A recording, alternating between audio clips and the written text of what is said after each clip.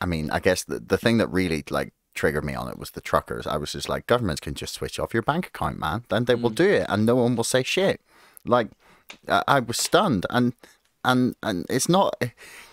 I don't even need to get to like how they've treated the protesters, because like, I mean, I have separate thoughts about that, but like, just on a very basic level, I saw stories about like a woman who was like a single mother, and she'd like donated like $50 or something to the truckers. It was totally legal at that point. There was no orders against it. There was nothing like wrong with her donation. It was like not condemned, not illegal. Like she just gave them some of her money, and she had her bank account frozen. And I was like, are we gonna say that's okay, or are we gonna be so silent about this, or are we I've no idea what the reason for the lack of outrage about that sort of thing happening. But like, I mean, maybe we're all just distracted with Russia, which could be it. Like, to be fair, but um, I was like, we need something decentralized. We need something that is not just like able for the government to switch it off, because like it's clear that technology and centralization has made them far too powerful. And I'm trying to figure out basically what the like is everyone I speak to about Bitcoin, right, says that like they're all very positive about it. Obviously, I mean, most of them are very, very, very maximalist on its potential, about its like price price targets, and I'm like, right, okay, like I get it, but you all own Bitcoin, right? So I can't take you totally 100% seriously. I need to figure out like what it is exactly that makes this thing unfuckable with. Like, and that is what it needs to be for me to like be like, right, okay, I'm in 100%. Give me everything I can possibly get. Because I have some, right?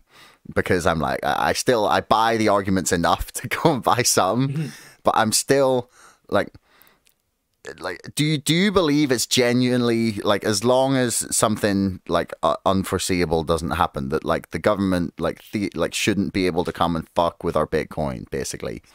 Like, is that, can they get their hands on it, and can they shut it down, do you So that think? they a lot to unpack there, lots of really interesting points. Yeah, I sorry, I think tend to do that. no, it's great. I love it. I love it. I've been ranting and raving heaps in this interview already. I think the first the so I don't think governments can come and get it. No, I really don't think they can. And I think if they could, I think they will and they would. I mean, we've seen that.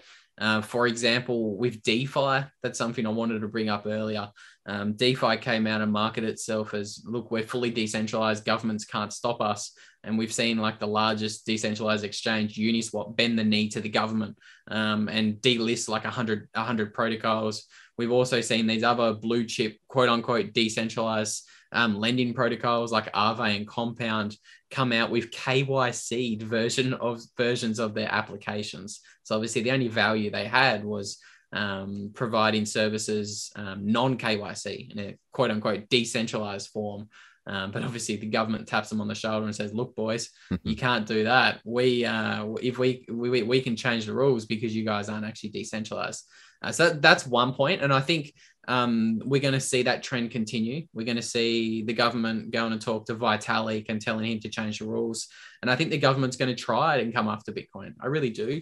And I personally just fleed Australia, preparing for that possible fight. Obviously, I hope that it's a very smooth transition. I personally hope that governments adopt Bitcoin, but there are some countries that look to be posturing more friendly towards Bitcoin. I think the United States is probably going to be one of those. I think Latin American countries is probably going to be another. So I'd prefer to be in parts of the country that parts of the world that are favorable to Bitcoin. I think countries like the EU, I hate to say it, but maybe the UK and maybe Europe in particular, definitely Europe, I think, and China, obviously, they're probably not going to adopt Bitcoin the earliest or the soonest. I think they're definitely going to fight it. But this gets back to one of your points you made there. What can they do to it? They can't do anything. In my mind, the only thing they can do is slow down the inevitable. It doesn't matter for it. Bitcoin's going to be $50 million a coin in today's dollars. So it's before hyperinflation. Bitcoin will be $50 million a coin. It's the only question for me is how long that takes. Is it going to be 2025? Is it going to be 2030 or 2035? I don't think, I'd be surprised if it's anything other than those kind of time frames. And that's obviously because, like, if you saw something like a globally coordinated crackdown on Bitcoin, where every single country decides to ban Bitcoin, it's going to slow adoption. Speculators are going to leave the market, but the Bitcoin protocol is going to be absolutely unchanged and unfazed. The Bitcoin protocol is going to keep doing its thing. There's 200,000 nodes around the world that are going to continue verifying transactions and receiving transactions in their mempool. And there's going to be miners, especially off-grid miners, that are going to continue processing those transactions because they collect the transaction fees for doing so. And if you can do it off-grid in an anonymous way, like, the Bitcoin protocol is absolutely unfuckable. Unless you can go and knock on the door of every single one of those anonymous 200,000 nodes and shut them down simultaneously at the same time without another node spinning up somewhere else with a copy of the blockchain on it. Bitcoin is unstoppable. And you can even broadcast transactions without the internet using these hand radio satellites. There's I watched a video of someone doing it on Twitter the other day. I can't remember if it was NVK or Dan Held, but one of those guys was broadcasting transactions offline using a hand radio kind of satellite setup. Because a lot of people say, what happens if the government turns the internet off? Bitcoin's dead. Well, no, Bitcoin's not dead. The 13-year list of transactions, the blockchain is still well and truly intact. It's just a little bit inefficient with the internet off. And I would argue with the internet off, the current legacy system would suffer just as much. Obviously, you can't access your bank. So good luck with that. So I think for me, it all comes down to what happens. If governments are if there's a little bit of to in and fro in with Bitcoin, and they don't fully come after and ban it, I think we're looking at a $10 million Bitcoin before 2030. I really do. I think it's probably more like $50 million of Bitcoin before 2030.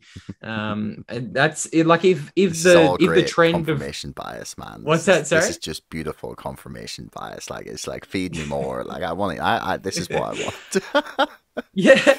It's I'm sure we can get into a little bit of a moon math calculation in a minute, but for me, just on this point while we're on it, it's just it doesn't, for me, it's just a matter of timing. Bitcoin is inevitable. And I think it all goes back to that quote. There is nothing more powerful than an idea whose time has come. And I think we've watched 5,000 years of currency collapses and monetary debasement. And I think the idea of an immutable, unseizable, unfuckable sound money is a really powerful and revolutionary idea. And I think it's the thing that we're going to use to separate money from state. And I think as hard as the state may try to squash it, Bitcoin is like a honey badger. It just doesn't give a fuck. And you can't squash this cockroach. I think Bitcoin will succeed. Thanks for making it all the way to the end of the video. Don't forget to like, share, subscribe, and leave a comment for us in the comments below. Let me know what you thought and if you'd like to see more of this from the show. Thank you, and we'll see you again next time.